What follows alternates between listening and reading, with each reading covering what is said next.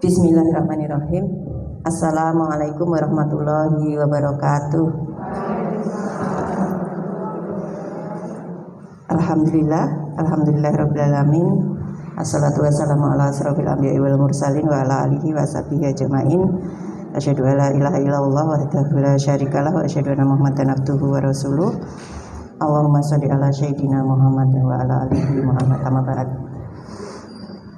Ibu-ibu semuanya yang dimuliakan oleh Allah Subhanahu wa taala, alhamdulillah pada kesempatan pagi hari ini kita diberikan waktu, kesehatan, keselamatan, hidayah, inayah oleh Allah Subhanahu wa taala sehingga bisa bertemu di sini insya Allah dalam kondisi yang terbaik yang diberikan oleh Allah Subhanahu wa taala. Salam dan salawat semoga senantiasa terlimpah curahkan kepada ketua hasanah kita Rasulullah Muhammad Sallallahu Alaihi Wasallam beserta orang-orang yang senantiasa iltizam di jalan Islam. Amin amin ya rabbal alamin. Ibu-ibu muda, ibu-ibu agak tua. Ya. Kalau saya sudah oma-oma gitu ya. Gimana kabarnya hari ini? Alhamdulillah. Sampai di sini insya Allah ya dalam kondisi yang sehat dan baik gitu ya. Tema hari ini itu memikat hati suami ala wanita solihah ya. Memikat hati suami ala wanita solihah. Saya sempat merenungkan ini gimana ya caranya ya gitu ya. Karena suami penjenengan itu atau suami saya atau suami kita atau yang mungkin sekarang tidak berjodoh dengan suaminya, mungkin sudah dipanggil Allah atau dengan cara lain kemudian tidak bersama lagi misalnya seperti itu. Mengapa dia itu sampai menjadi suami kita? Itu kan berarti terpikat kan? Apa karena perjodohan? Walaupun karena perjodohan itu tetap saja ada unsur terpikat oleh kita semuanya ini. Masa mau memikat lagi? Berarti memikat yang kedua kali, yang ketiga kali, yang keempat kali ya seperti itu gitu ya. Artinya sebenarnya kita berhasil menjadi istri dari suami kita itu, ya insya Allah kita sudah bisa memikat beliau itu gitu ya. Bu Lulu merasa nggak Mas Dakir itu terpikat dengan jenengan? Saya tak kenal iki ning arepku pisan gitu ya. Ya, dulu awal mulanya ceritanya seperti apa dan sebagainya itu adalah rahasia masing-masing penjenengan gitu ya. Ada juga yang tidak saling mengenal kemudian dipertemukan oleh orang tuanya, dipertemukan oleh guru ngajinya, dipertemukan oleh saudaranya, dijodohkan seperti itu ya. Tapi kemudian setelah itu ya masing-masing saling terpikat gitu ya, karena juga langgeng sampai sekian. Banyak dari kawan-kawan kita, saudara-saudara kita yang mungkin waktu menikah itu tidak saling mengenal, tapi putra-putrinya sampai 8, 9, 10 gitu ya. Artinya itu juga akhirnya cocok ya, masing-masing bisa saling terpikat gitu. Mungkin maunya panitia hari ini itu ya biar lebih memikat lagi untuk suaminya, ngaten nggih. Ya, biar lebih memikat lagi karena mungkin keterpikatan suaminya kepada istrinya itu sudah terjadi penurunan gitu ya. Terjadi penurunan sehingga perlu trik-trik lagi untuk memikat suaminya gitu ya. Jadi saat membaca ini saya itu juga geli-geli sedikit gitu. Wah, ini kita akan memberikan tips tentang bagaimana menarik perhatian hati, pikiran orang yang sudah setiap hari itu bersama kita gitu. Piye meneh ya iki carane kan begitu ya, karena sudah setiap hari bersama kita gitu. Nah, ibu-ibu semuanya ahwatillah, saya mulai dulu dari awal ya tentang wanita solihah. Ya, tentang wanita solihah. Dalam sebuah hadis ya, riwayat Muslim, sebaik-baik perhiasan dunia adalah wanita solihah. Yang hadisnya bunyinya, artinya dunia adalah perhiasan dan sebaik-baik perhiasan dunia adalah istri atau wanita yang solihah. Jadi Hadis itu untuk siapa? Untuk siapa kira-kira? Kalau melihat seperti ini, itu kan salah satunya berarti untuk pria. Dan memang secara naluriah pria itu lebih suka kepada wanita daripada kepada harta.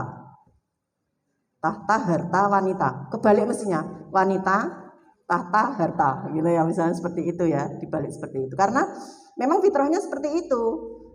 Fitrahnya seperti itu. Kalau pria itu lebih suka kepada wanita. Kalau wanita itu lebih suka kepada harta. Kemudian anak-anak gitu ya. Kepada pria ya suka kepada suami kita, kepada anak kita. Tapi kalau wanita itu untuk jatuh cinta di segala tempat dengan banyak pria itu nggak bisa, ya nggak bisa kayaknya gitu ya. Karena memang fitrahnya tidak seperti itu gitu. Mengapa seorang pria itu bisa memiliki istri 4? Boleh memiliki istri 4. Saya pernah tanya sama suami saya, Bi, jeneng ini misalnya duwe bojo loro, telu, papat yo iso. Yo iso lho, kenapa ora iso gitu ya. Masalah iki duitnya saya tekan iki gitu ya. Nah, maksud saya menanyakan itu gimana membagi hatinya itu gimana? Ya enggak apa-apa, ya bisa 4 itu sama saja, sama kita perlakukan di otak kita, di hati kita. Ya sudah, nak ketemu istri pertama ya mungkin ya fokus istri pertama, istri kedua ya fokus istri kedua, istri ketiga fokus istri ketiga. Jarine ngono bagi yang sudah poligami, istri pertama, kedua, ketiga, keempat. Itu sepanjang rukun itu ya sudah enjoy katanya bagi para pria itu. Ya. Mau dilaksanakan.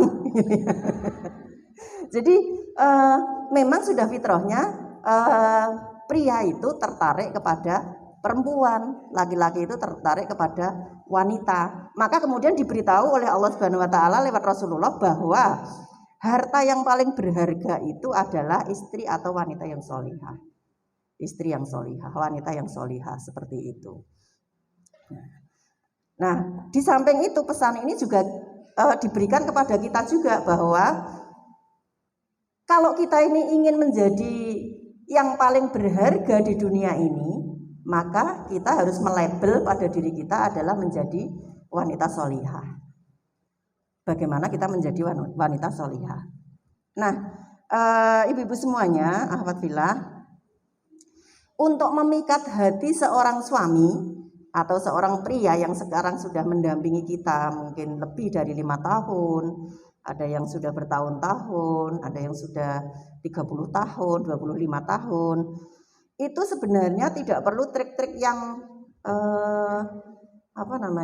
yang ribet gitu ya. Jadi di banyak hadis itu sebenarnya memikat hati suami ala wanita solehah itu gimana? Ya menjadi wanita solehah itu sendiri. Jadi tidak lagi ala wanita solehah, tapi memang kita memproses diri kita ini menjadi wanita solihah. Kalau kita menjadi wanita solihah, insya Allah secara otomatis suami kita akan terpikat gitu.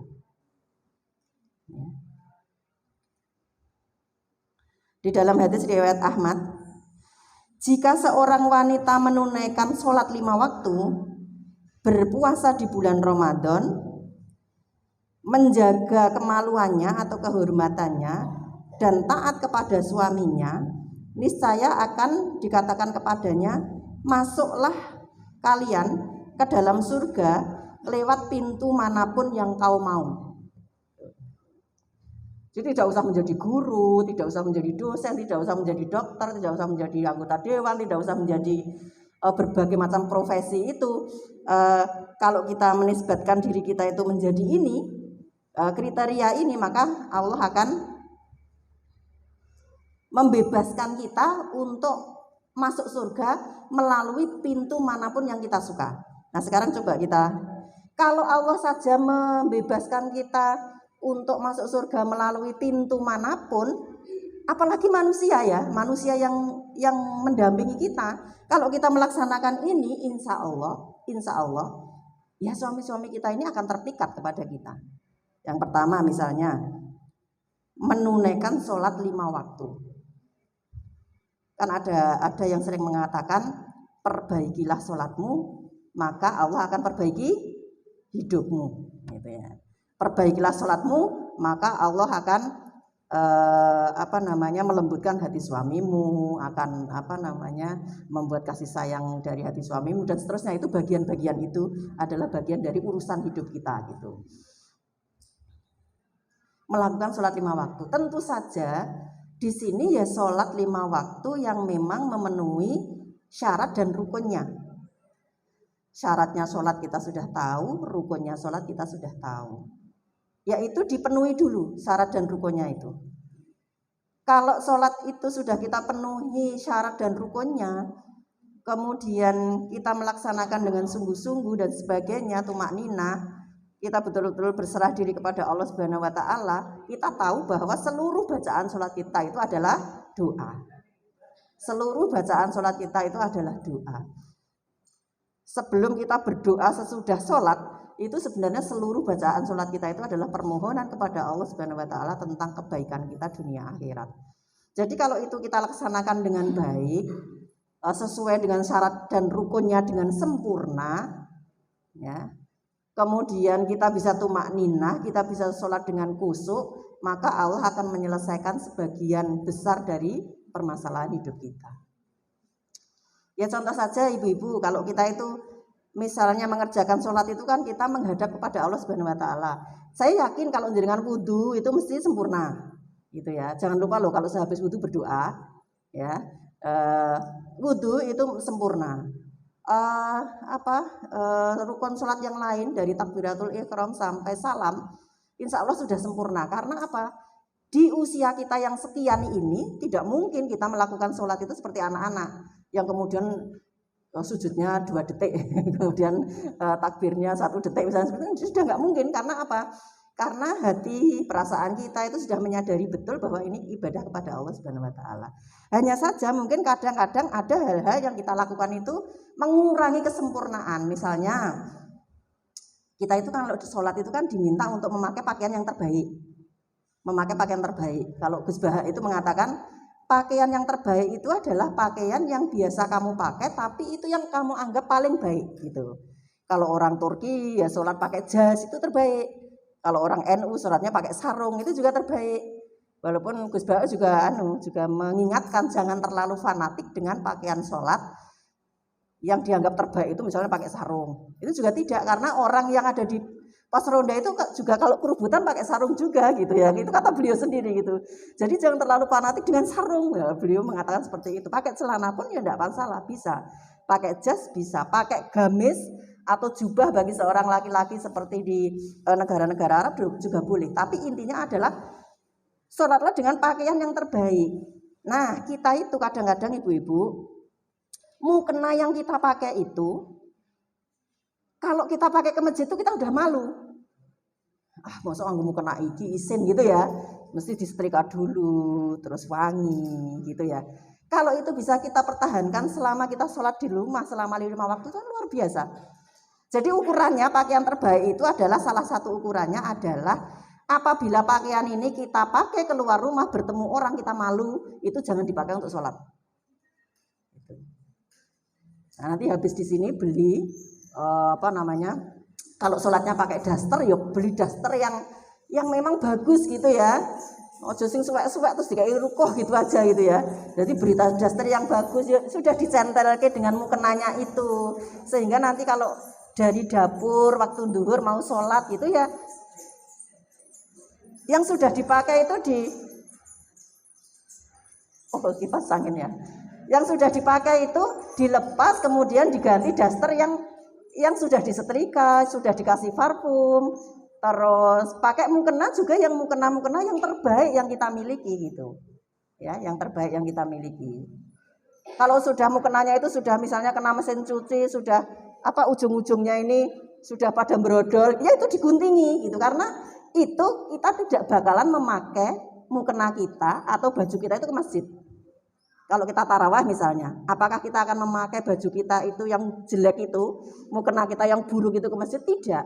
Lah kalau ketemu manusia saja kita malu memakai baju-baju kita itu, mukena kita itu, kenapa saat bertemu langsung dengan Allah Subhanahu wa taala kita tidak malu? Nah, ini bagian-bagian yang mungkin kita perhatikan saat sholat ya. Jadi kita biasanya kalau ke rumah seseorang itu salah satunya itu melihat musolanya. Nah, salah satunya nunut sholat gitu lah, sama melihat kamar mandinya.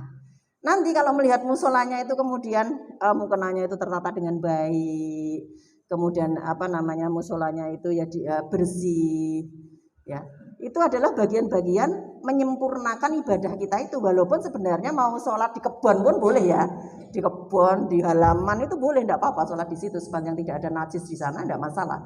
Tapi sebagai bentuk penghargaan kita kepada Allah Subhanahu Wa Taala, kita bertemu manusia saja dengan sempurna penampilan kita, apalagi bertemu dengan Allah Subhanahu Wa Taala. Nah, oleh karena ibu-ibu semuanya, nanti pilih bajunya yang terbaik, yang jenengan anggap terbaik, dicenderke cedak mukena, dipakai untuk sholat gitu. Ya. Lah sumuk ibu ya pakai kipas angin gitu ya kalau misalnya seperti itu. Atau ya itu tadi kalau memang pakai pakaian yang nyaman, yang dingin seperti daster misalnya, ya cari yang terbaik. Cari yang itu masih layak. Kalau kemudian itu dilihat misalnya kita pakai daster, ada saudara kita yang semuhrim, misalnya bule kita datang, kita tidak malu, ya berarti itu layak kita pakai gitu ya. Seperti itu. Jadi menunaikan sholat ini adalah bagian dari menjadi wanita solehah itu. Kalau kita sudah terbiasa seperti itu, suami kita pun melihat juga istri saya ini kok saiki beda ya gitu ya. Saiki nek sholat mesti wis sudah memakai pakaian yang bagus, memakai mukena yang bagus, terus mungkin memakai wangi-wangian kayak begitu. Syukur kalau bisa mandi dulu, tapi bagi yang punya putra-putri masih kecil atau bekerja di jam-jam duhur misalnya seperti itu, ya enggak bisa, mau mandi dulu susah gitu ya. Ya, tapi bagi ibu-ibu yang bisa mandi dulu sebelum sholat, walaupun tidak 5 kali sehari mandinya, tapi dalam kondisi yang bersih, dalam kondisi yang baik. Kalau badan kita ini merasa baunya itu kecut, kalau kita bertemu orang aja tidak pede, kita jangan pede bertemu dengan Allah Subhanahu Wa Taala untuk mengerjakan sholat. Nah ini kan nggak ada yang tahu gitu ya, yang tahu hanya kita dan Allah saja gitu ya. Maka kemudian ini kita perbaiki gitu ya. Dan seterusnya, kalau kita itu meminta doa kepada orang tua, bapak ibu dalam nyuwun dongonipun supados kehidupan saya menjadi harmonis, baik, anak cucu minta didoakan lancar sekolahnya, ibadahnya. Itu kan dengan bahasa yang baik, kita datang dengan bersalaman, mungkin dengan mencium tangannya gitu. Nah, demikian juga saat berdoa kepada Allah Subhanahu Wa Taala jangan sambil lari. Jadi sekarang ngelempet mau kenane, sekarang ngomong ya Allah paringi gini gitu ya. Jadi berdoa itu ya duduk dulu, kemudian tumakninah, kemudian memohon kepada Allah Subhanahu Wa Taala dengan sesungguh-sungguhnya gitu ya. Itu adalah bagian-bagian dari bagaimana sholat yang baik. Kalau sholat kita baik, maka kemudian Allah Subhanahu Wa Taala akan menyelesaikan berbagai macam problem kehidupan kita. Maka kalau kita kemudian di dalam kehidupan kita ini masih banyak problema yang sangat mengganggu kehidupan kita, perlu kita tengok sholat kita seperti apa, kualitas sholat kita itu seperti apa. Kemudian yang kedua, berpuasa di bulan Ramadan. Ibu-ibu semuanya pasti berpuasa di bulan Ramadan kecuali yang punya udzur. Misalnya yang punya anak-anak berturutan gitu, 1,5 tahun sudah hamil lagi, seperti saya dulu, itu sampai tidak puasa itu berapa tahun ya, sampai 5 tahun tuh nggak bisa puasa loh, nggak bisa puasa Ramadan. Bahkan ada yang melahirkan itu pas Ramadan. Jadi begitu Ramadan masuk hari kedua melahirkan. Ya, seperti itu mungkin ada pengganti di waktu lain atau ya membayar fidyah seperti itu. Nah ini puasa Ramadan ini juga seperti itu, kita lakukan dengan sempurna. Kita lakukan dengan sempurna, dan kesempurnaan bulan Ramadan, puasa bulan Ramadan itu tidak hanya sekedar fisiknya, mencegah makan, minum dan segala yang membatalkan puasa dari terbit fajar sampai terbenam matahari, tidak hanya itu, tapi menghindarkan kita semuanya ini dari dosa-dosa atau kegiatan-kegiatan yang merusak pahala puasa kita. Ibu-ibu semuanya, kita itu di bulan Ramadan akan ingat, ojo ngrasani kancane gitu ya, mesti langsung ingat gitu ya. Ojo gibah ya kan, seperti itu, jangan melakukan ini itu gitu ya. Walaupun sebenarnya itu adalah gemblengan kepada kita supaya di luar Ramadan pun kita melakukan hal yang sama. Ya, apa yang kita hindari di bulan Ramadan itu memang sebaiknya juga kita hindari di hari-hari biasa. Ya. Kemudian berikutnya menjaga kehormatannya atau menjaga kemaluannya. Ibu-ibu semuanya, menjaga kehormatan itu sekarang ini tantangannya sangat besar. Tantangannya sangat besar dengan adanya alat komunikasi yang canggih, dengan adanya media sosial yang sudah seperti itu. Jadi kita itu bermedia sosial itu akhirnya yang bisa membatasi adalah diri kita sendiri. Bahkan suami kita, anak kita, ayah ibu kita itu tidak bisa membatasi media sosial kita itu. Suami kita pun juga seperti itu, yang bisa membatasi media sosial dia itu, yang hal-hal yang cenderung privasi, itu ya dia sendiri. Istrinya, anaknya itu hanya bisa memberikan nasihat saja, tapi untuk membatasi itu tidak bisa, gitu ya. Nah, demikian juga para istri.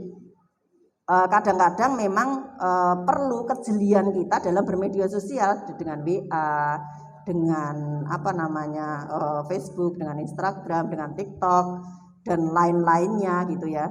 Itu betul-betul harus kita waspadai ibu-ibu semuanya. Yang namanya kontak bertemu, kalau Gus Baha itu begini. Yang kue ketemu laki-laki dan perempuan neng pasar terus jagungan, itu masih lebih aman daripada kamu berdua memegang HP dari jarak yang jauh gitu. Betul? Ya. Karena apa? Dua orang kalau bertemu di tempat umum itu tidak bakalan macam-macam, paling ya berbicara ya sewajarnya dan sebagainya, karena ada orang-orang lain di sekitarnya, di restoran misalnya, di pasar misalnya, di pengajian misalnya, di tempat-tempat umum yang lain. Seorang pria dan wanita bertemu kemudian berkomunikasi secara langsung itu lebih aman daripada dia berkomunikasi di tempat yang jauh, tidak saling melihat, tapi kemudian lewat HP yang kita miliki ini. WA-an semula guru menanyakan, gimana kabarmu gitu ya. Dulu temannya SMA misalnya, temannya SD, SMP gitu. Oh alhamdulillah baik, besok WA lagi.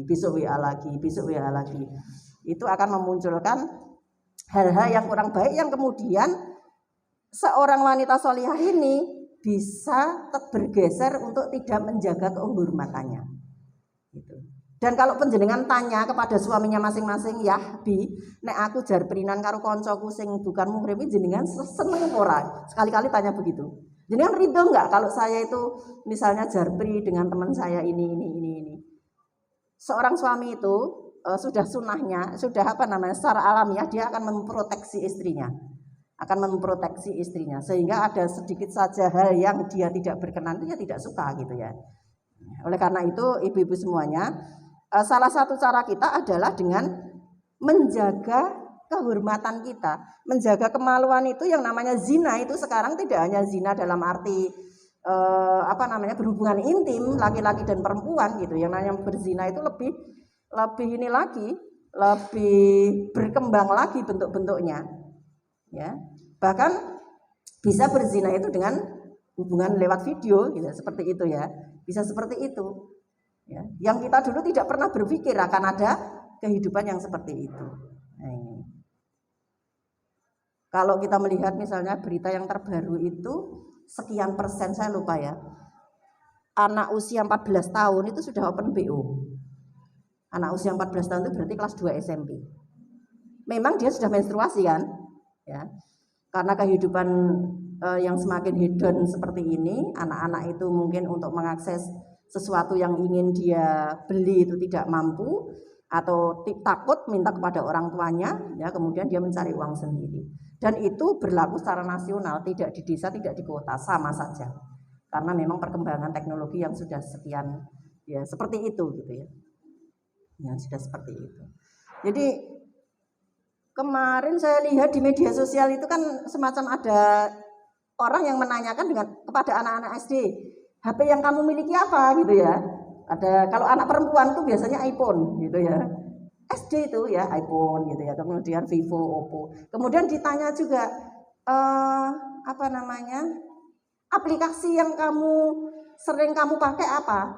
Ya nek sing lugu cah SD ya kalkulator gitu ya. Kalender gitu, karena kalkulator untuk ya ngitung-ngitung gitu. Ada yang Google, kalau Google ya biasa dilakukan seperti itu. Kemudian YouTube gitu ya, YouTube gitu. Nah, kita bayangkan ibu-ibu semuanya, anak-anak itu masih kelas 4 loh, 5, 6 gitu. Bisa mengakses Google, bisa mengakses YouTube. Kalau HP ini tidak diproteksi dulu oleh orang tuanya, itu ya akan lepas itu. Wis pornografi macam-macam akan ada di situ, kekerasan dan sebagainya ada di situ gitu.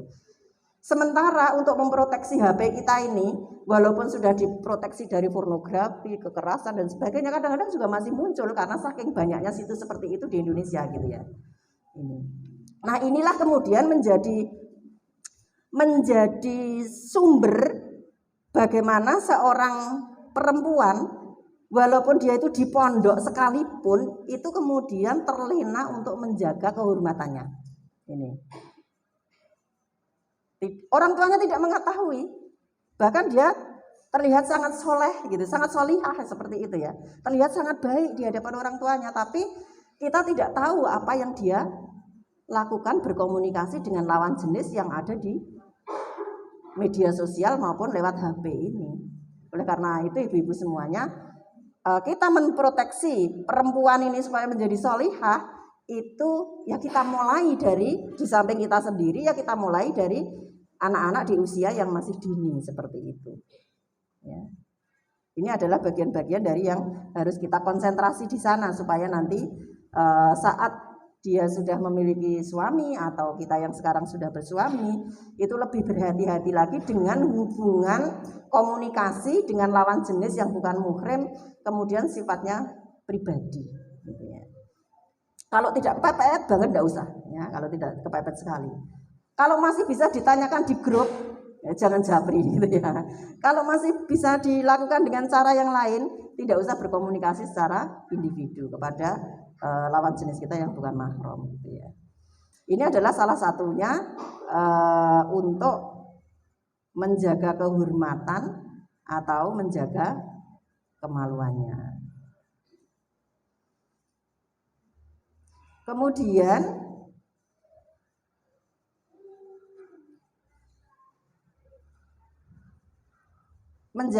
saya ulangi lagi, jika seorang wanita menunaikan sholat 5 waktu, berpuasa di bulan Ramadan, menjaga kemaluannya atau kehormatannya, dan taat kepada suaminya, niscaya akan dikatakan kepadanya, masuklah ke dalam surga dari pintu manapun yang kau mau. Salah satu yang bisa memikat hati suami adalah taat kepada dia. Ibu semuanya, kita itu kan sudah terkenal nek perempuan ini nyinyir, omongannya oke. Terus nek dikandani angel gitu ya. Apa meneh kalau yang apa namanya, yang ngandani ini ada sambil lalu gitu ya. Kemudian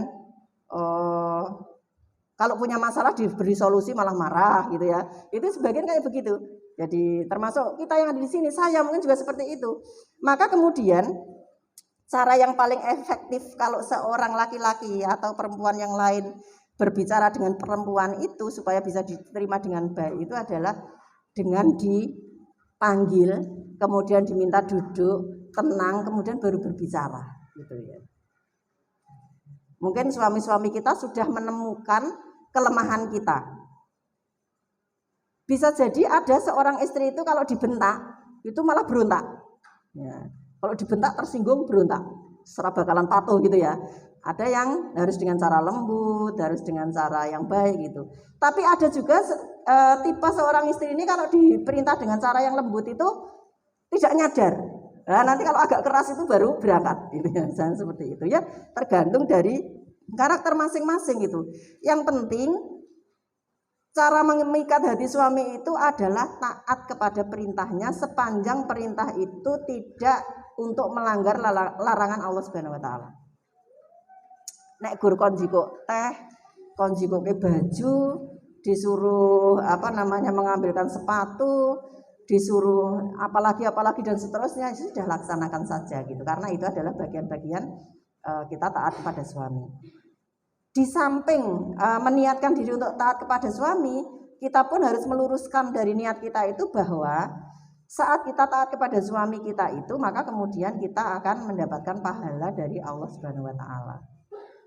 Yang lebih ekstrem kemarin kajian yang disampaikan oleh Ustaz Samsuri ya, waktu di masjid dekatnya Bu Marhuah itu, masjid apa itu? Ya di situ. Beliau itu mengatakan begini, kamu itu tidak, istri itu tidak ada urusannya suami mau soleh, mau taat, mau tidak, yang penting kamu itu taat kepada dia gitu ya. Karena suami inilah yang akan menanggung dosa seluruh keluarganya, terutama istri dan anak perempuannya, itu yang menanggung dosanya adalah suami dan ayahnya. Ya. Dia adalah tameng surgamu gitu ya. Walaupun dia itu bukan pria yang soleh, dia itu tetap yang akan menanggung seluruh dosa-dosa istrinya begitu. Tapi kan kita juga nek suami ini ayo mumet banget ya. Misalnya kalau suaminya itu kemudian semaunya sendiri gitu ya, sementara kita harus taat gitu ya. Ya kita sharing saja dengan suami kita gitu ya. Bergaining juga bisa. Ya aku taat kepada kamu tapi kamu begini, ya sayang kepada saya dan seterusnya begitu ya. Sebenarnya kajian seperti ini harus dua pihak. Kan banyak hadis-hadis yang menyatakan pria yang soleh itu yang sayang kepada istrinya, kepada keluarganya, kepada anaknya dan seterusnya gitu. Sehingga sebenarnya kalau ibu-ibu saat ini kajian seperti ini, mestinya suaminya di tempat yang lain juga melakukan kajian bagaimana memikat hati istri gitu ya. Kamilah kudu ngenek kayak gitu ya. Jadi menyasar bapak-bapak gitu ya. Memikat hati istri gitu ya. Nah, ibu-ibu semuanya, taat kepada perintah suami itu semakin lama usia pernikahannya rata-rata itu semakin tidak taat. Waktu pengantin baru, jenengan tuh diminta buatkan teh, buat teh. Masak ini, Dek ya, masak kesukaannya apa namanya Mas gitu ya, dimasake. Apa wae permintaannya dimasakkan. Terus kamu pakai bajunya yang ini yuk, pakai itu gitu, karena nuansa pengantin baru itu memang patuh sekali pada suami gitu ya. Nanti kalau aku sampai rumah kamu sudah sampai di rumah ya sampai di rumah duluan gitu ya. Gitu. Tapi dengan bertambahnya usia pernikahan itu kemudian kadang-kadang istri itu ambilkan minum nang kono njikuk dhewe gitu ya. Itu kari nang kono lho ya gitu, cedake sakmono gitu ya. Padahal mungkin suami kalau tidak diginikan, ada loh suami sampai sekarang itu yang kalau suami teman saya kalau makan harus ditemani istrinya, wajib ditemani istrinya. Ada di sini yang suaminya begitu? Nah, itu ya. Jadi ada suami yang makan itu harus ditemani istrinya. Ada lagi suami yang pokoknya nek mangan aku rasa mbok kansani. Sing penting nek aku nongkrong mbok kansani, itu juga ada gitu, ya. Ada gitu ya. Jadi memang laki-laki itu sebagian adalah ya seperti anak kita yang barep gitu ya. Seperti bahkan mungkin seperti anak kita yang ragil yang paling kecil. Anak kita yang paling kecil itu kalau rewel dikasih mainan diem. Kalau suami kita yang rewel gimana? Kasih mainan, nggak mau gitu ya. Ya apa maunya itu. Jadi kenapa beberapa waktu yang lalu itu saya bertemu dengan seorang ustadz ya gitu. Beliau itu menyampaikan tentang bagaimana suami istri ini kembali untuk seperti mengungkapkan kembali dulu itu ketertarikannya apa, dulu waktu menikah itu visinya apa, waktu menikah itu tujuannya apa. Karena ternyata di kota besar sana, seperti di DKI sana, itu muncul angka perceraian itu usianya si pasangan ini itu udah 60-an tahun. Coba. Usianya misalnya istrinya 55, suaminya 60, itu bercerai. Dan itu bukan orang yang tidak paham Islam. Beliau juga orang yang soleh, beliau juga istri yang solihah dan seterusnya, kok sampai bisa seperti itu. Nah, fenomena seperti ini menjadi hal yang disayangkan seperti itu. Kalau 60 itu kan mesti sudah punya cucu kan? Rata-rata ya, sudah punya cucu. 55 sudah punya cucu, saya 54 sudah punya cucu. Tapi kok bisa terjadi seperti itu? Nah, apa yang menyebabkan? Kejenuhan, kemudian hitung-hitungan gitu. Jadi gini, suami dan istri itu saat pengantin baru, dia iki duitku ya, wis nggonen blonjo kabeh engko aku ambil aja sedikit gitu ya. Terus istrinya juga iya tidak apa-apa, ini juga uangku ada kok mas, nggak apa-apa pakai uangku gitu ya. Tapi semakin apa namanya banyak urusan, kemudian semakin lama pernikahan, kalau seorang suami dan istri ini sama-sama punya penghasilan, ternyata fenomena yang terjadi adalah mulai hitung-hitungan. Ya utangmu neng aku 5 juta loh wingi, kok ini dicatat tenan loh wingi gitu ya. Atau suaminya juga seperti itu, wingi kae aku nukok kayak apa ya, seperti itu ibumu. Nah itu itu harus ditukar loh ya gitu. Maka kemudian si ustadz tersebut berpesan, semakin lama pernikahan jangan semakin hitung-hitungan gitu ya. Jangan semakin hitung-hitungan. Tidak hanya masalah harta benda, tapi mungkin masalah-masalah yang lain gitu ya. Jadi ketaatan kepada suami ini memang menjadi hal yang berat bagi kita. Ketaatan kepada suami itu hampir setara dengan kegiatan sholat wajib yang kita lakukan. Kita kan sholat wajib seumur hidup nggak boleh bosan, nggak boleh berhenti, nggak boleh ditunda waktunya dari jam zuhur jam 12 menjadi jam setengah 2 boleh. Tapi untuk ditinggalkan sampai asar tidak boleh. Demikian juga dalam berumah tangga, taat kita kepada suami itu seumur hidup. Tidak bisa ditinggalkan juga, karena itu menjadi syarat kita itu masuk surga lewat pintu manapun yang kita mau. Kalau dipikir-pikir setiap hari bantahnya berapa kali itu nanti perlu dicatat itu ya. Pagi sudah bantah berapa kali, siang sudah bantah berapa kali gitu ya. Kadang suami kita diam saja karena yang saya deleke malah saya parah gitu ya. Ya diam saja sudah diterima, memang istrinya seperti itu gitu ya. Banyak suami-suami yang menerima kondisi istrinya dan banyak juga istri-istri yang menerima kondisi suaminya. Tapi akan lebih baik apabila itu dikomunikasikan ya. Hal ini kalau jenengan bicara seperti ini saya tidak senang, kalau disuruh seperti ini saya tidak senang, misalnya seperti itu ya disampaikan saja gitu ya. Tapi sepanjang perintah suami ini adalah hal yang tidak melanggar syariat, itu harus dilakukan. Kemudian hadis riwayat Nasa'i, maukah aku beritahukan kepada kalian istri-istri kalian yang menjadi penghuni surga, yaitu istri yang penuh kasih sayang. Ini hadis riwayat Nasa'i ya. Jadi istri solihah yang bisa memikat suami itu yang seperti apa? Yang penuh kasih sayang. Ibu-ibu semuanya, yang namanya kasih sayang, rasa cinta itu harus diekspresikan selama kita berumah tangga. Sudah tua sekalipun tidak apa-apa. Ya, diekspresikan saja. Ya, untuk bergandengan tangan saat berjalan di luar itu nggak miliknya pengantin baru saja, jadi kan boleh itu ya. Jadi bululuk sama zakir gandengan, terus karo gandeng anak 5 ya apa, tapi yang penting suaminya digandeng juga gitu ya. Yang lain siapa namanya saya nggak kenal, nggak apal ya. Jadi kalau jenengan pengantin baru bergandengan tangan, sekarang cobalah pengantin lama juga di luar bergandengan tangan. Jalan-jalan pagi misalnya Ahad pagi atau di CFD bergandengan tangan aja enggak apa-apa. Nanti kalau ada orang lain yang mengatakan tuwean kok dadak gandengan, biar aja enggak apa-apa. Itu kan urusan mereka gitu ya. Urusan mereka, tetap bergandengan tangan gitu. Lah suami saya malu ibu kalau digandeng gitu ya. Ya nanti pelan-pelan gitu ya, lama-lama enggak malu juga gitu ya. Koyo cah nom wae dadak gandengan gitu ya. Tapi ya sebenarnya itu bagian dari membangun kasih sayang itu tadi gitu. Kalau suaminya mau tidur dipijiti, kan mungkin ada yang karena kesibukan itu sampai kemudian lupa. Kalau dulu waktu pengantin baru itu suaminya mau tidur itu dipijiti, kemudian ditemani gitu. Kadang-kadang mungkin suami kita sudah, loh kok wis ora ono maksudnya sudah tidur pulas gitu. Tapi mau tidurnya ya apa? Kita sudah nggak tahu gitu ya. Padahal dulu di pengantin baru kita mijiti, kita sediakan tempat tidurnya, ditebahi dulu, dikasih bunga melati atau disemprot parfum dan sebagainya, seperti itu di pengantin baru. Nah, kita pun saat ini ya yang sudah lama menikah juga itu menjadi bentuk kasih sayang kita kepada suami kita. Seneng dia akan dibegitukan. Walaupun kita mungkin dikatakan kok tumben-tumben Tommy, iki tempat tidurnya yang bunga melati nih, misalnya gitu ya. Ya wis mengenang masa lalu lah ya, gitu waktu kita pengantin baru kayak begitu ya.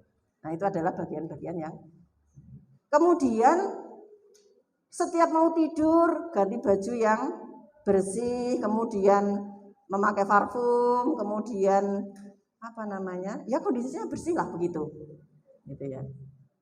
Tapi kita bisa bayangkan sendiri seorang ibu yang memiliki 3 anak balita saat mau tidur pun dengan menyusui, kemudian sudah ketiduran, itu ya mesti tidak wangi, tidak berdandan dulu, sok-sok malah mau mandi dulu aja nggak sempat. Suaminya datang baru digugah, Mimi, mah bangun, aduh selesai gitu ya, misalnya seperti itu, karena ya kesibukan yang luar biasa. Ya semaksimal yang kita bisa. Kalau tidak bisa setiap hari ya kolo-kolo ya, ada kalanya memang bisa mandi dulu, bersih-bersih dulu, pakai pewangi dulu dan sebagainya untuk badan kita dan sebagainya, baru kemudian tidur dengan suami. Nah itu seperti itu adalah bagian-bagian yang kita menunjukkan kasih sayang kita kepada suami kita, gitu. Ya, menunjukkan kasih sayang kita, menyediakan makan minum. Jadi suami itu salah satu yang bisa mengganggu moodnya itu adalah lapar dan mengantuk, gitu ya. Maka kemudian 2 ini harus dijaga. Kecuali puasa memang lapar gitu ya. Jadi tidurnya jangan diganggu, kemudian rasa kenyangnya juga kita jaga, seperti itu. Itu adalah bagian yang dan bentuk kasih sayang itu banyak sekali. Panjenengan sesuaikan saja dengan apa yang memang dicocoki oleh suami. Apa yang dicocoki oleh suami masing-masing itu kan berbeda-beda, ya. Itu dilakukan yang seperti itu. Istri yang penuh kasih sayang kepada anak-anaknya, ini juga akan memikat hati suaminya, ya, karena dia lemah lembut, sayang kepada anaknya, tidak mudah mengeluh dan seterusnya. Itu adalah bagian-bagian. Kemudian istri yang penuh kasih sayang, istri yang banyak anak. Nah, jadi kalau ibu-ibu semuanya itu pernah mengetahui pasangan suami istri kok banyak anak, itu salah satunya ya hadis ini, belum nanti ayat-ayat yang lain, ya. Karena apa? Istri yang solihah itu adalah istri-istri yang menjadi penghuni surga, itu adalah istri yang banyak anak. Ibu-ibu yang ada di sini, putra putrinya terbanyak berapa? Saya 6. Ada yang 7? Ada yang 6? 6. Ada yang 8? 9, 10. Kalau generasi jenengan nggak mungkin dia harus punya anak 10. Membayangkan saja kalau nanti seperti Gen Halilintar gimana, mau nggak? Anaknya 11. Anaknya 11, tapi itu orang tuanya ya strong betul gitu ya. Anaknya 11, nomaden, pindah kemana-mana, ya. Itu betapa beratnya ya. Tapi ternyata bisa, dia bisa karena mungkin penyatuan visi dan misi suami istri ini dipegang teguh gitu ya. Jadi kalau panjenengan mengetahui ada seorang umahat atau seorang ibu yang anaknya banyak, itu adalah bagian dari memperbanyak generasi muslim yang soleh dan soleha, dan itu adalah bagian dari cara dia nanti akan mengetuk pintu surga dari pintu yang mudah, gitu ya. Itu dengan banyak anak. Kemudian wanita-wanita yang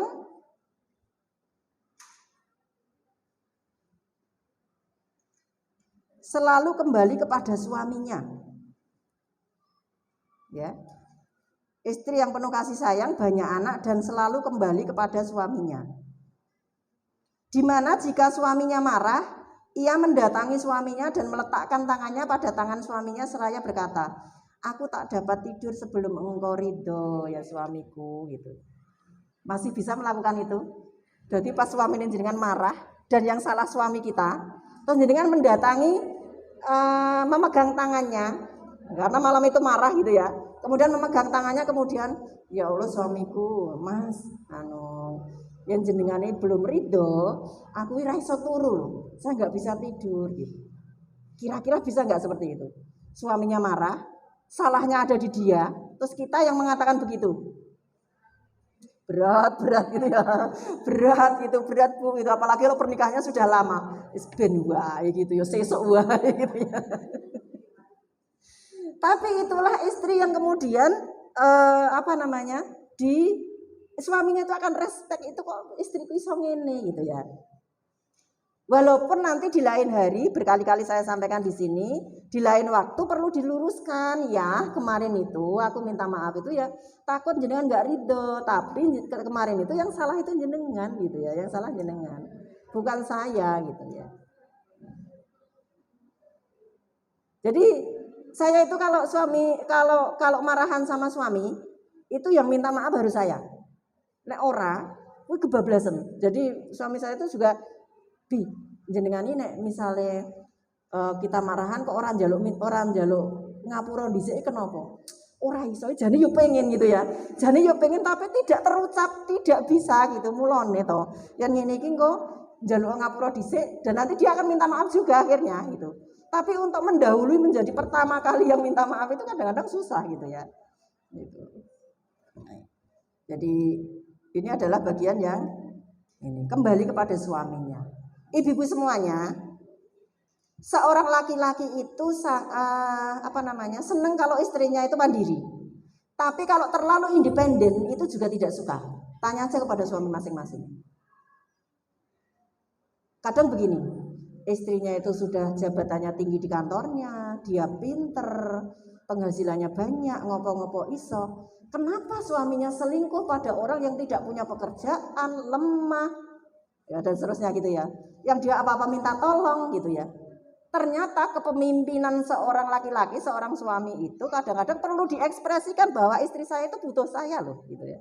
Butuh saya gitu, itu perlu.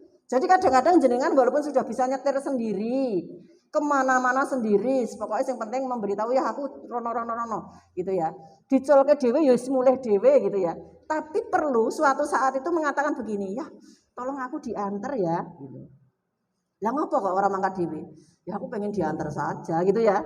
Itu. Ojo kabeh mangkat dhewe. Nanti malah suaminya merasa tidak digunakan, akhirnya dia memboncengkan orang lain, nganter orang lain gitu ya. Lah orang lain aja mengatakan begini, "Mak, tolong saya diantar ya, Pak. Ya saya itu rumah saya jauh, terus sendirian." Nah, dia merasa, "Wah, kelakian saya dibutuhkan gitu." Karena istrinya tidak membutuhkan, sudah sangat mandiri.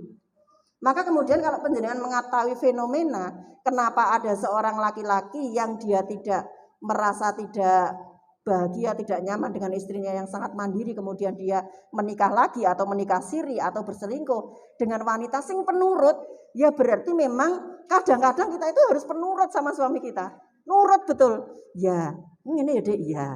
Iya. Nanti kalau sudah nurut banget kan suami kita bosan sendiri. Kok nurut mentok gitu ya. Kadang-kadang bantah juga gitu ya. Jadi kemandirian seorang perempuan wanita itu bisa dilakukan tapi jangan terlampau meninggalkan peran suami. Ya. Karena apa? Seorang wanita yang mandiri itu loh mbok ditinggal suaminya pilang sasi toh. Enggak ngaruh. Ya enggak ngaruh, melakukan kegiatan apapun bisa gitu ya. Tapi kemudian seorang suami itu perlu yang namanya mengekspresikan kepemimpinannya. Jadi kalau suami itu tidak pernah dimintai uang istrinya itu ya susah loh. Ya. Kok bojoku ora tau njaluk duit, ternyata dia sudah berpenghasilan sendiri. Dia mungkin mengatakan, "Ya, ini uangku sudah cukup, wis aku rasa njaluk. Suaminya aku kerja nggo sapa, dienggo opo gitu ya, seperti itu." Ya, merasa. Tapi juga kalau sebaliknya semuanya tergantung sepenuhnya kepada suami, ya pusing dia. Ya. Suaminya sedang bekerja, ya ini enggak ada sayur, pokoknya nunggu ayah ya nanti sampai ada sayur di rumah. Apa ada sebetulnya? Ada. Jadi punya anak-anak, kemudian nggak bisa masak, kemudian makannya itu nunggu suaminya ngirim dari. Jadi saat istirahat di kantor, itu suaminya makan untuk dirinya sendiri dan memulangkan lauk sayur untuk istrinya, gitu ya. Nah kalau seperti itu juga kebablasan gitu ya, maksudnya terlalu tergantung juga akhirnya gitu ya, yang tengah-tengah saja, yang biasa-biasa saja, gitu ya. Kemudian hadis yang lain, hadis yang terakhir ini karena waktunya sudah habis. Dalam sabdanya yang lain Rasulullah Shallallahu Alaihi Wasallam berkata kepada Umar bin Khattab radhiyallahu anhu, "Maukah aku berikan kepadamu tentang sebaik-baik perbendaharaan seorang lelaki, yaitu istri solihah yang bila dipandang akan menyenangkannya." bila dipandang menyenangkan. Jenengan semuanya termasuk saya kan tahu kan kapan suami kita itu senang kalau melihat kita dan kapan sebel melihat kita. Tahu kan waktunya atau posisinya. Atau yang pertama, biasanya seorang suami itu akan senang memandang istrinya itu saat tersenyum, saat wajahnya cerah. Itu perkara urusannya di belakang itu wis ruwet gitu ya. Pokoknya begitu ketemu suaminya berwajah cerah, salaman, dipeluk gitu ya. Itu. Kemudian yang kedua, seorang lelaki itu melihat sesuatu yang baik, yang indah itu senang. Maka seorang lelaki itu kalau melihat perempuan yang cantik itu pupilnya akan membesar. Pupilnya akan membesar. Ya. Kalau seorang perempuan melihat anak yang gemeske itu pupilnya akan membesar. Oh jadi protes, ya rasa pupilmu rasa membesar loh ya, gitu ya, raiso itu sudah otomatis gitu ya, otomatis. Yang penting kalau suami kita itu melihat orang yang cantik, ya wis ben, tapi pertama tok, terus menunduk sudah selesai, menundukkan pandangan. Nah kalau melihat terus, sudah menunduk, melihat lagi ya jangan ingatkan, nggak boleh loh ya seperti itu, gitu ya, gitu. Karena itu sudah tidak pandangan yang pertama lagi, gitu ya. Gitu. Nanti pupilnya semakin membesar. Jadi yang kalau dilihat suaminya itu menyenangkan, jenengan identifikasi sendiri apa yang menyenangkan suami saya kalau suami saya itu melihat saya. Oh kalau sedang bermake up, oh kalau saya itu tersenyum, oh kalau saya itu begini begitu, pasti masing-masing punya ciri khas sendiri-sendiri. Bahkan boleh ditanyakan kepada suaminya, ya jenengan itu melihat saya itu kalau bahagia itu kalau pas apa misalnya, oh kalau pas sholat gitu ya misalnya seperti itu ya, kalau pas nggak sholat ya nggak bahagia misalnya begitu. Nah kalau itu sudah alamiah nggak bisa di ini, kecuali jenengan mengusulkan ya ben siji sholat siji ra sholat ya iso gitu ya misalnya. Tapi itu berat ya, harus dengan ridho banyak orang. Jadi menyenangkan kalau dilihat. Kemudian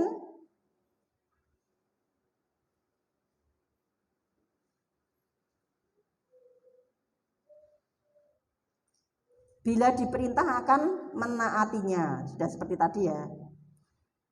Apabila dilihat menyenangkan, apabila diperintah menaati, dan bila ia pergi, suaminya pergi, istri ini akan menjaga dirinya dan hartanya.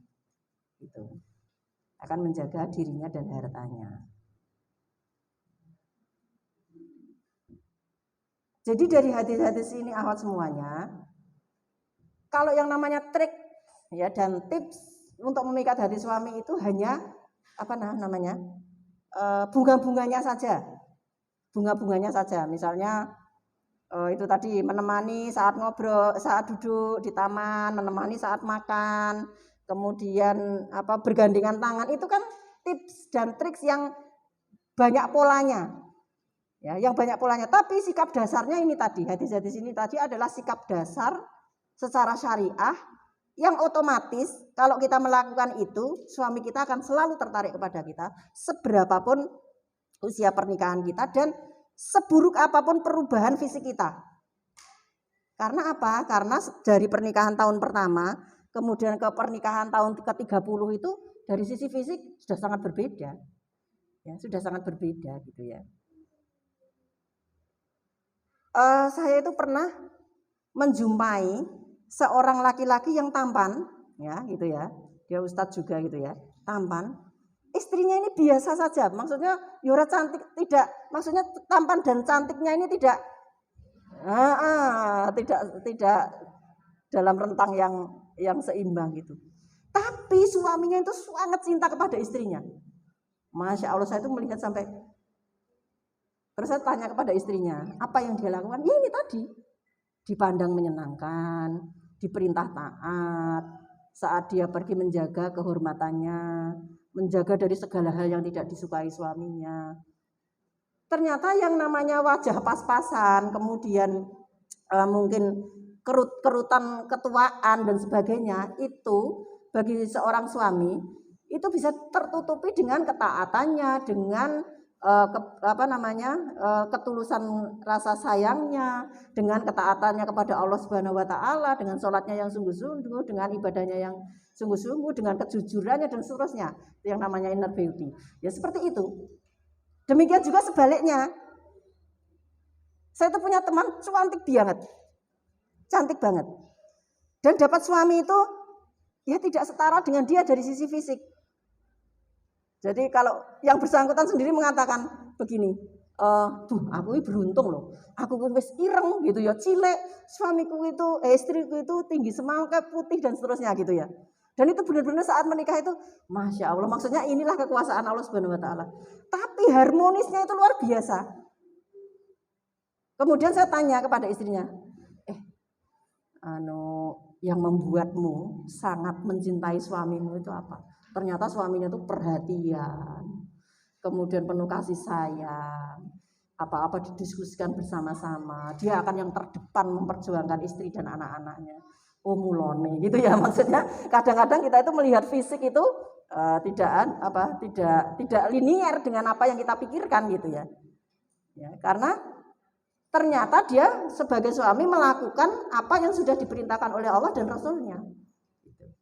Sehingga yang namanya fisik itu sudah tidak kelihatan lagi, kamu hitam, kamu jelek, kamu keriput dan sebagainya gitu. Karena pada dasarnya dia sudah melakukan apa yang diserukan oleh Rasulullah, apa yang dicontohkan oleh Rasulullah dan istri-istrinya seperti itu. Jadi dasarnya kita kembali ke sana. Kalau pengembangannya, jenengan bisa membaca dari buku, mendengar dari ustadzah, mendengar dari nasihat banyak orang gitu tentang pengembangan untuk dicintai, untuk memikat hati suami. Tapi pada dasarnya adalah hadis-hadis ini tadi adalah yang sangat mendasar yang harus kita lakukan. Kalau ini tidak kita lakukan, tips apapun yang kita lakukan itu maka akan mentah, ya. Akan mentah. Jadi kembali ke sana, kembali kepada kitab Allah, ya, kepada Al-Quran, kembali kepada sunnah Rasulullah Shallallahu Alaihi Wasallam. Begitu ibu-ibu, ya, kita mengingat kembali pernikahan kita, membayangkan kembali suami kita, mencintainya kembali. Saya sudah cinta Bu, ya dicintai lebih, dicintai lagi gitu ya, lebih taat lagi. Kemudian ya selalu mengevaluasi hubungan kita dengan suami kita. Itu saja yang saya sampaikan, kurang lebihnya mohon maaf. Billahi taufiq wal hidayah. Assalamualaikum warahmatullahi wabarakatuh. Kemudian dari klausul yang tadi disampaikan oleh Ustazah Marsia SPP, jasa akhir fasir Ustazah. Dari ibu sudah banyak trik dan tips yang sudah disampaikan oleh Ustazah. Semoga kalau masih ada teman-teman bisa ke sesi tanya jawab ya Ustazah. Monggo yang mau bertanya silahkan angkat tangan. Ini pakai ini aja. Oh ya.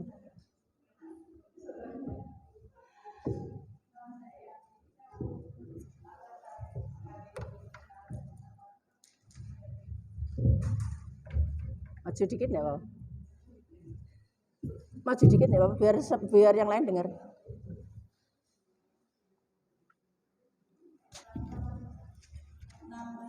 Nama saya Yanti. Pertanyaannya, bagaimana mengatasi perbedaan hobi, kesukaan sama suami sama istri? Misalnya dalam makanan itu satunya yang ya benar, satunya yang enggak. Itu kadang juga apa kita harus kalah terus apa gimana gitu. Satu itu, kedua tadi disampaikan bahwa setiap tahun nifas itu tadi bisa diganti dengan apa? Dengan fidyah apa harus foto puasa apa dua-duanya. Terima kasih. Assalamualaikum warahmatullahi wabarakatuh. Waalaikumsalam. Ya, untuk penanya selanjutnya,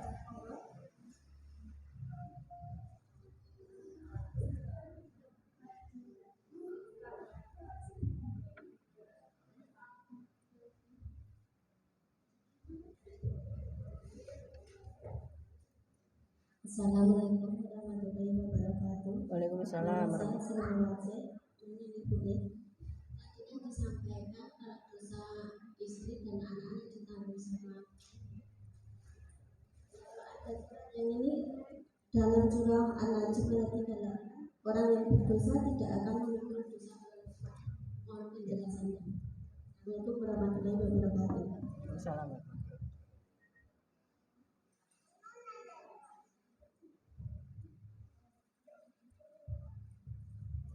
Mana selanjutnya?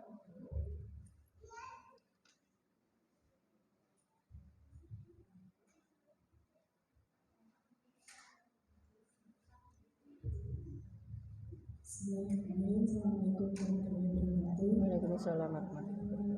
Saya ini dari Permajati mau tanya bagaimana mengingatkan suami yang istilahnya mulai kendor ibadahnya gitu. Jadi tanpa menyinggung perasaan dia yang tadinya dia menerangkan habis maghrib harus murojaah, ternyata setelah kami istiqomani tapi dianya yang mulai istilahnya mulai kering. Terus sama mungkin untuk sholatnya juga sering menunda-nunda begitu. Cara mengingatkannya setelah menyinggung beliau itu bagaimana? Terus saya mengingatkan beliau.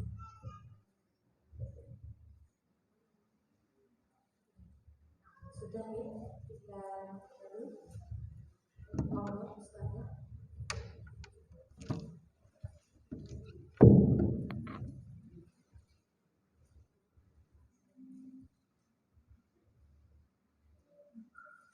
Ya, terima kasih.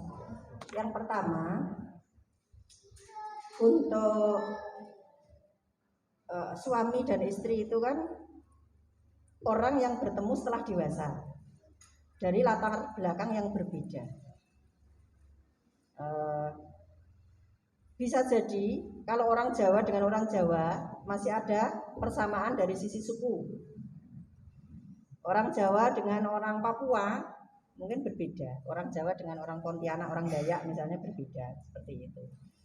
Nah, sekalipun dia berasal dari cara didikan yang sama, misalnya dari keluarga guru ketemu dengan keluarga guru, dari keluarga petani ketemu dengan keluarga petani, dan seterusnya. Dengan cara didikan yang sama, latar belakang yang mirip, suku bangsa yang sama, kalau sudah bertemu suami istri ini, pasti ada perbedaannya. Jangan merasakan semuanya bisa sama, tidak, pasti ada perbedaannya.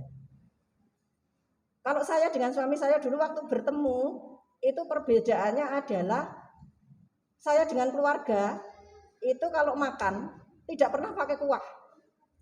Jadi ya bongsone oseng-oseng, terus terus pokoknya nggak pernah pakai kuah, gitu ya, botok macam-macam kayak gitu.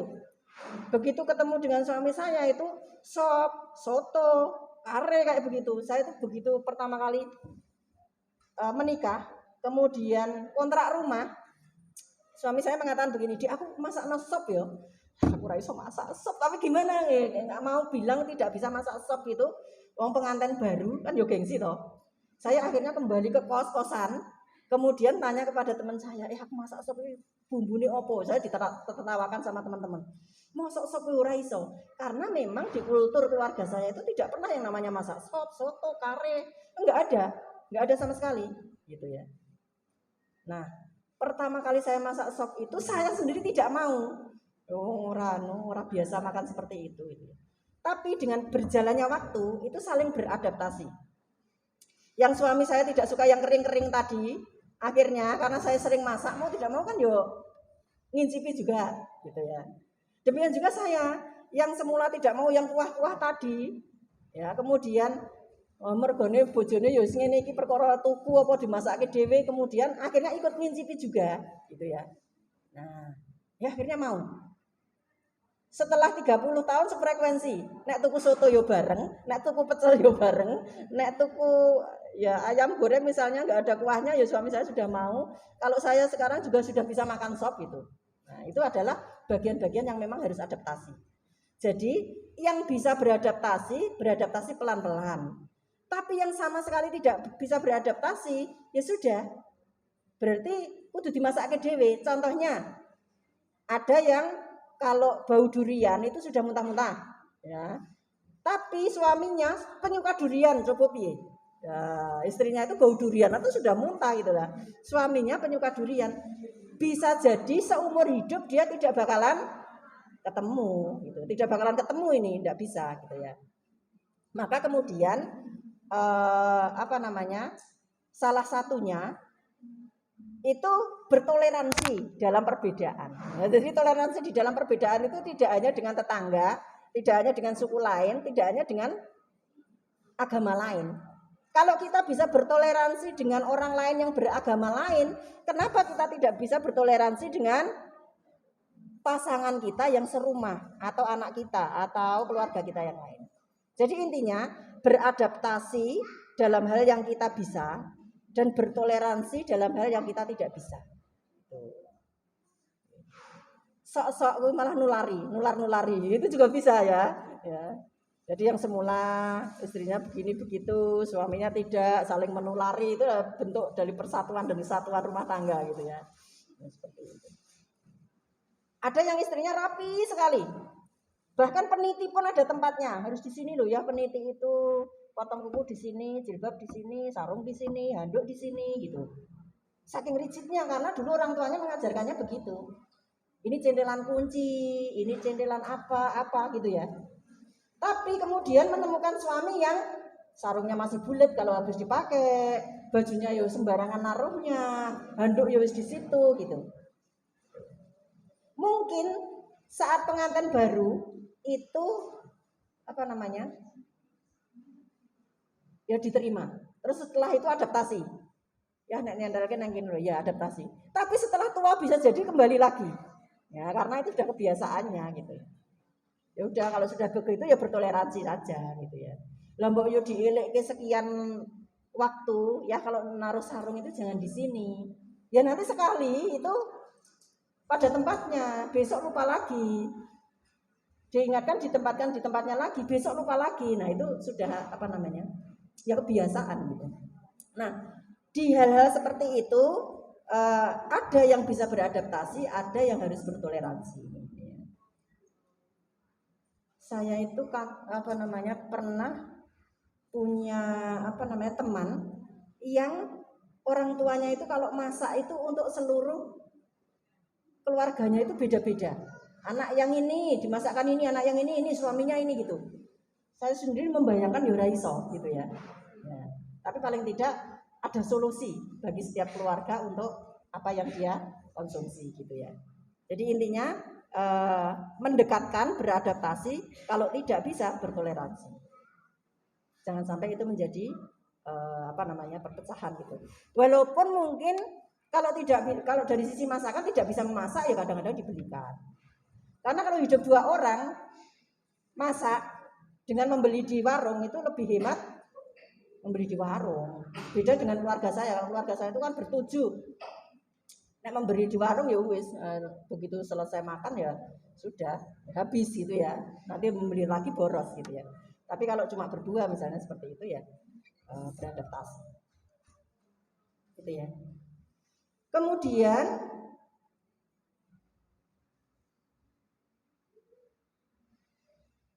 tentang itu nifas yang terus menerus.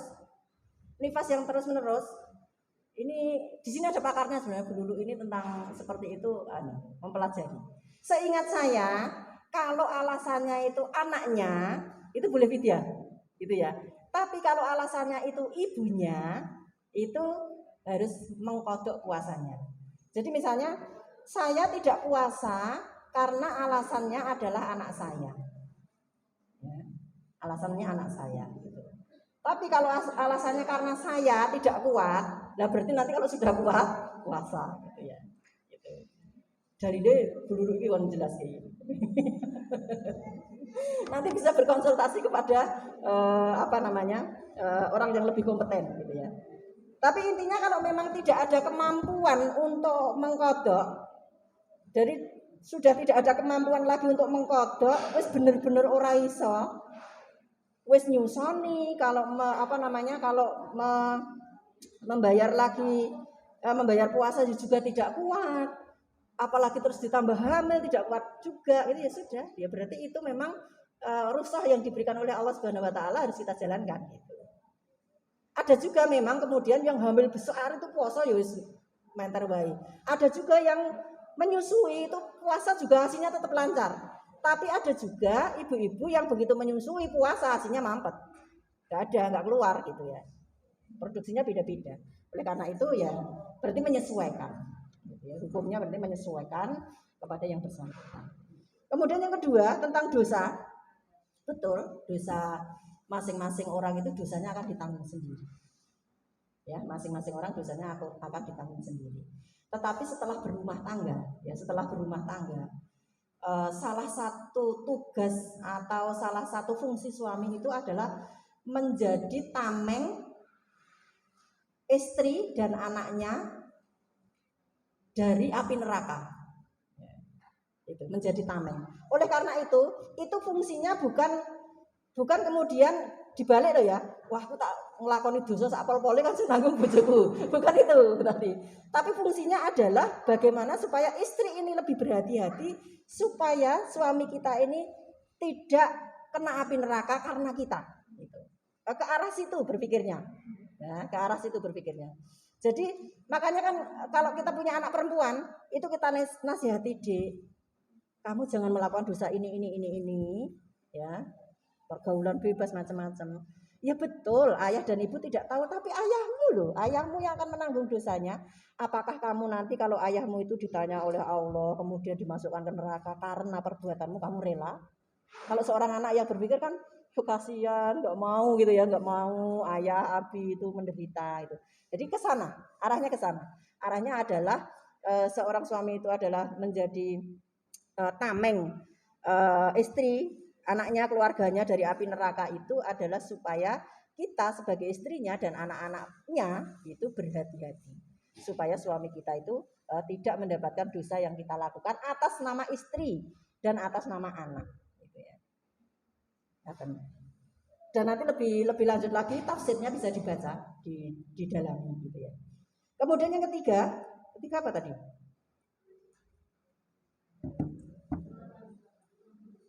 Oh ya, mengingatkan suami.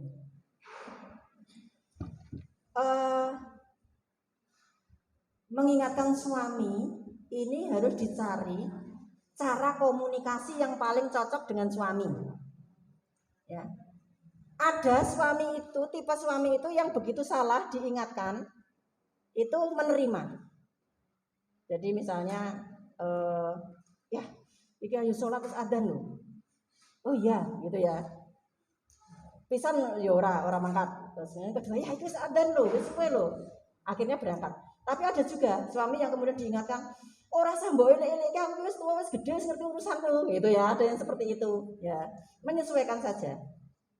Tapi memang mengingatkan suami ini mencari momentum dan kata-kata yang paling dia sukai. Kapan dia bisa diingatkan? Oh, kalau selesai hubungan intim misalnya seperti itu, atau kalau selesai makan, atau kalau hatinya pas gembira, gitu. Atau kalau sesudah diberi hadiah, gitu ya. Misalnya seperti itu dicari momentumnya. Tapi kita sebagai seorang istri ya punya juga tanggung jawab bagaimana supaya suami kita itu tetap menjadi soleh, mengerjakan ibadah dengan baik dan seterusnya seperti itu sesuai dengan rambu-rambu Allah Subhanahu Wa Taala. Nah, kalau sudah setiap diingatkan marah dan sebagainya itu urusan lain lagi. Yang mengingatkan mungkin menjadi anaknya yang masih balita, ya sudah adzan gitu ya, itu malah lebih mujarab gitu ya. Ya seperti itu. Kita lihat anak-anak kita yang balita, anak-anak kita yang SD misalnya seperti itu, begitu mengingatkan orang tua itu malah lebih cespleng. Atau seorang bapak yang keras hatinya begitu diingatkan oleh anak perempuannya yang sudah remaja misalnya seperti itu, bisa jadi dia lebih lunak hatinya daripada diingatkan oleh istrinya. Atau orang lain yang memang bisa mengingatkan dia kalau kita memang tidak bisa mengingatkan seperti itu. Tapi intinya saya yakin sepanjang seorang suami itu diingatkan momentumnya pas, bahasanya pas, dan tidak berkesan menyalahkan. Jadi laki-laki itu ya aneh, salahnya disalahkan gak gelem itu loh kadang-kadang. Dia itu salah, misal, kok ini salah loh ya, tak ingatkan dengan mantu lebih salah lagi, lebih marah lagi gitu ya. Jadi seperti itulah memang kita tadi seperti saya sampaikan, sifatnya berbeda-beda. Kadang-kadang ada yang tipe suami kita itu lebih rumit daripada anak kita yang ragil gitu ya. Kalau anak kita masih bisa dititipkan, suami kita sudah nggak bisa dititipkan gitu ya, harus kita yang menghandle gitu ya. Seperti itu. Ngaten nggih? Ya, gitu. Terima kasih. Assalamualaikum warahmatullahi wabarakatuh. Masih bisa buka sesi pertanyaan lagi? Jam 10 ini nanti mau kemana gitu?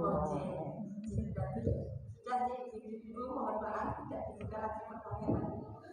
Insya Allah nanti bulan depan kalau ada kajian lagi bisa. Jangan saya masih. Baik. Sekali lagi jasa terima pada sahabat sini atas tausiah yang telah diberikan kepada kami, semoga menjadi amanah dari panjenengan. Dan semoga Ustaz Ahmad sini beserta keluarga diberikan kesehatan, keselamatan, istilah melimpah.